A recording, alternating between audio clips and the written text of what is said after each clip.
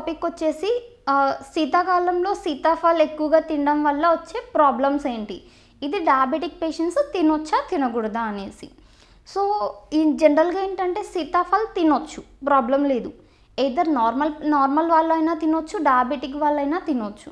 But ఏంటంటే ఈ సీతాఫల్ కూడా ఏంటంటే చాలా హెల్త్ బెనిఫిట్స్ ఉంటాయి. It is packed with so many nutrients, మనకి లైక్ యాంటీ ఆక్సిడెంట్స్ కానీ, యాంటీ ఇన్ఫ్లమేటరీ ఉంటుంది, విటమిన్ సి ఉంటుంది, హై ఫైబర్ మీట్ అవుతుంది మనకి.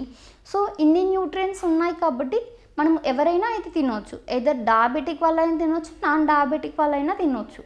బట్ ఏంటంటే నేను మీకు చెప్పాను కదా, లైక్ హై కార్బోహైడ్రేట్స్ కూడా చాలా ఉంటుంది. సో ఏంటంటే ఇది డయాబెటిక్ వాళ్ళు తినొచ్చు. బట్ ఏంటంటే ఇందులో కొంచెం కార్బోహైడ్రేట్స్ ఎక్కువ ఉంటాయి కాబట్టి క్వాంటిటీ వాళ్ళు కొంచెం తగ్గించుకోవాల్సి ఉంటుంది. లైక్ ఎంత క్వాంటిటీ తింటున్నారు అనేసి.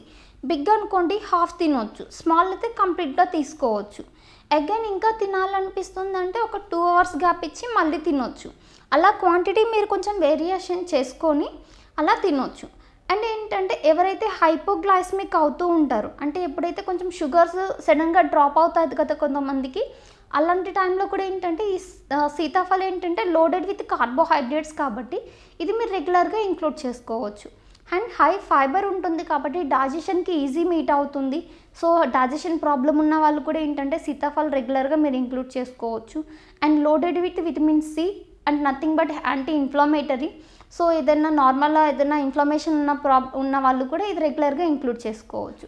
బట్ రెగ్యులర్గా తినాలి అనుకుంటే హైపర్ గ్లైసిమియా అంటే షుగర్స్ ఎక్కువ ఉన్న వాళ్ళు, అంటే జనరల్గా ఏంటంటే సీతాఫల్ లో గ్లైసమిక్ ఇండెక్స్ ఉంటుంది. గ్లైసమిక్ ఇండెక్స్ తక్కువ ఉన్న ఫ్రూట్స్ తినమని చెప్తాము. బట్ ఏంటంటే ఇందులో కార్బోహైడ్రేట్స్ ఎక్కువ ఉంటాయి కాబట్టి షుగర్ పేషెంట్స్ తక్కువగా తీసుకోవాలి. సాల్ట్ ఎక్కువ యూజ్ చేస్తూ ఉంటారు కదా, ఉప్పు ఎక్కువగా వాడుతూ ఉంటారు కూరల్లో.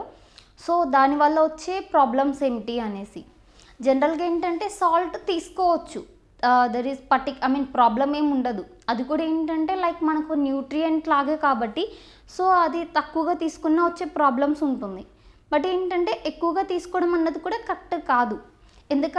ఎందుకు అంటే మన బాడీ ఫంక్షన్స్ అన్నిటినీ అది కొంచెం లైక్ బ్యాలెన్స్ అనేది కొంచెం పోతుంది. ఎక్కువగా తీసుకోవడం వల్ల కూడా ఏంటంటే లైక్ ఎడిమా ఫామ్ అవుతుంది, అంటే నీరు చేరుతుంది బాడీలో. ఇది నథింగ్ బట్ ఎడిమా అంటే కొంచెం కాళ్ళు చేతులు వాయడము అనేసి అలా అవుతుంది. అది ఏంటంటే హార్ట్ ఫంక్షనింగ్ కూడా కొంచెం ప్రాపర్ ఉండదు, హై బీపీ అవుతుంది. అండ్ కిడ్నీ ఫంక్షన్ కొంచెం డ్యామేజ్ అవుతుంది. అండ్ ఏంటంటే ఎక్కువగా తీసుకోవడం వల్ల కూడా ఏంటంటే కొంచెం అన్కాన్షియస్ అవ్వడం కూడా చాలా అవుతుంది. బట్ ఏంటంటే అసలు అనేది అవాయిడ్ చేయకూడదు, అలానే ఎక్కువగా కూడా తీసుకోకూడదు. మోడరేట్ క్వాంటిటీస్ తీసుకోవడం వల్ల కొంచెం బాడీకి కావాల్సిన రిక్వైర్మెంట్స్ మీట్ అవుతుంది కాబట్టి కొంచెం హెల్తీ వేలో ఉండే ఛాన్సెస్ ఉంటుంది. అండ్ ఏంటంటే సాల్ట్ కూడా ఏంటంటే నార్మల్గా హై బీపీ ఉన్న వాళ్ళు కూడా ఏంటంటే ఎక్కువగా తీసుకోకూడదు.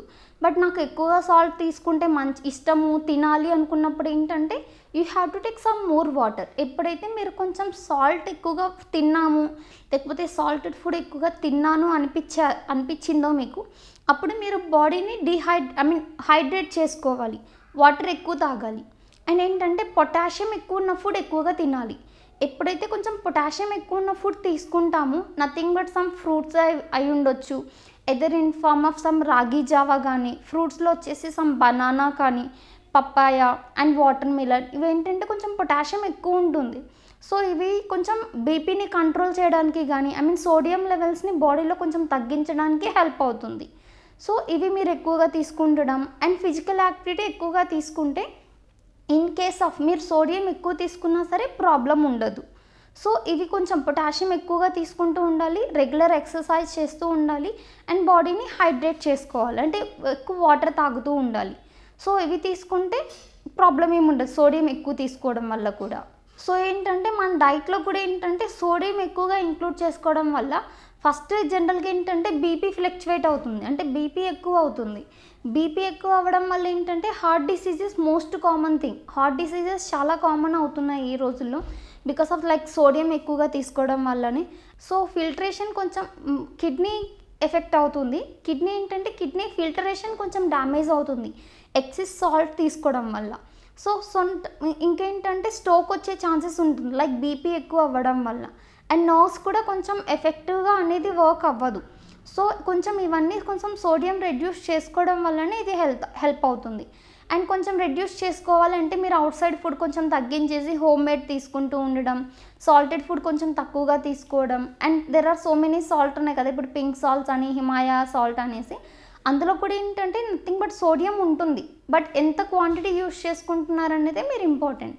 సో అలా కొంచెం తగ్గించుకుంటుంటే ఈ ప్రేయర్గా అంటే ప్రికాషన్గా లైక్ కార్డియాక్ ప్రాబ్లమ్స్ని కానీ, న్యూరో కానీ, కిడ్నీ ప్రాబ్లమ్స్ ఇవన్నీ కూడా ఓవర్కమ్ చేయొచ్చు.